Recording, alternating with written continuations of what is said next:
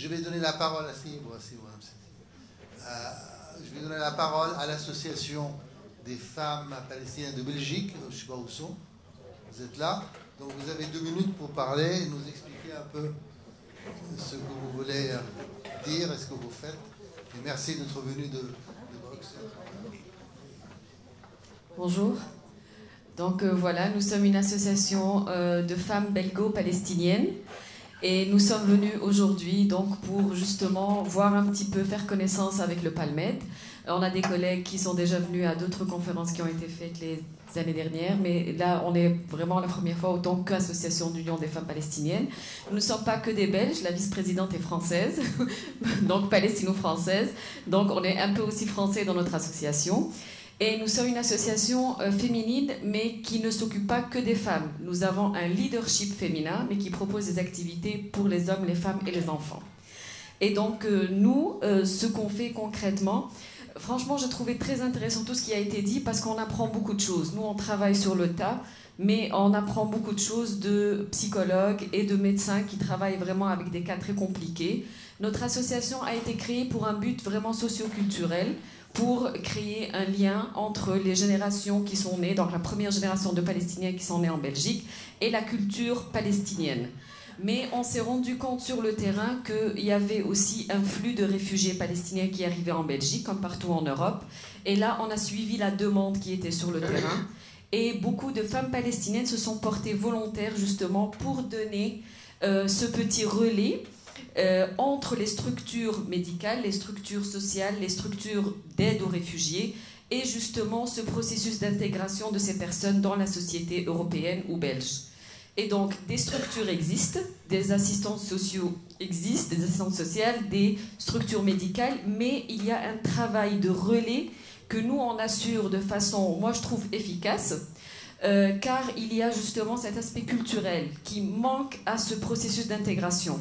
Donc nous, on a un service linguistique qui aide les personnes qui arrivent justement à ne pas être paumées dans le système, à comprendre les procédures d'asile, à comprendre leurs droits, ce qu'ils doivent faire, donc leurs obligations et leurs devoirs.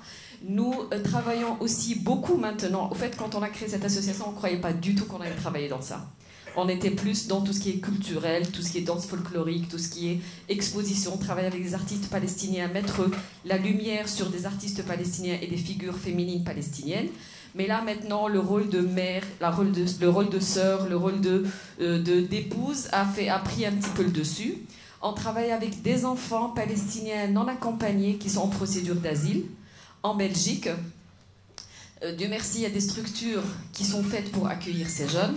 Mais nous, on travaille beaucoup comme médiateurs entre les structures dans lesquelles ces enfants sont placés, les tuteurs légaux de ces enfants, qui sont en général belges, que ce soit des francophones ou des néerlandophones, et on fait le rôle de médiation avec les parents, qui se trouvent en Turquie, en Grèce, en Palestine. Et donc, on arrive un petit peu à créer une confiance entre les parents qui s'inquiètent pour leurs enfants et les enfants qui n'arrivent pas toujours à s'intégrer facilement dans des structures ou à avoir des problèmes de comportement. Et donc nous, autant que maman palestinienne, et nous sommes aussi belges, en quelque sorte, et européennes, on arrive à expliquer aux mamans palestiniennes et aux parents palestiniens ce qu'il en est de leurs enfants, et à expliquer aux structures d'accueil de ce qu'il en est des parents de ces enfants qui, des fois, les structures belges trouvent que ces parents sont trop insistants, trop présents, trop inquiets, trop affectif. Au fait, il y a des visions différentes des deux parties et nous, on essaye justement d'être cette zone tampon pour que les enfants s'y retrouvent. Voilà, on propose aussi toutes sortes de choses. Ce qu'on aime faire, c'est aller dans les centres d'accueil des réfugiés, piocher dans ces centres, trouver des artistes, trouver des gens qui cherchent du travail, guider les jeunes vers des formations linguistiques, encourager les gens à aller travailler dans leur domaine, même s'ils sont encore dans des centres d'accueil. On a un ingénieur qui est chef de section dans une boîte belge et qui est domicilié dans un centre de réfugiés. Et tous les matins, il prend le train, il s'appelle Wissam Aboudiab, il prend le train, il va à son boulot et le soir, il rentre dans un centre d'accueil. On a des artistes qui sont côtoyés par beaucoup de personnes pour des peintures, des sculptures, et le soir, ils vont dormir dans un centre d'accueil. On a justement on a fondé une troupe de danse folklorique pour les enfants de la communauté palestinienne et ils sont entraînés par des réfugiés palestiniens qui vont le soir dormir dans un centre d'accueil. Tous ces gens font ça de façon volontaire, ils sont contents d'avoir un rôle dans la société belge. Donc voilà, c'est ce que nous on propose, on espère vraiment qu'ils puissent devenir des personnes efficaces et avoir un processus d'intégration souple et efficace à la fin. Voilà, je vous remercie de cette petite intervention qu'on a eu l'occasion de faire.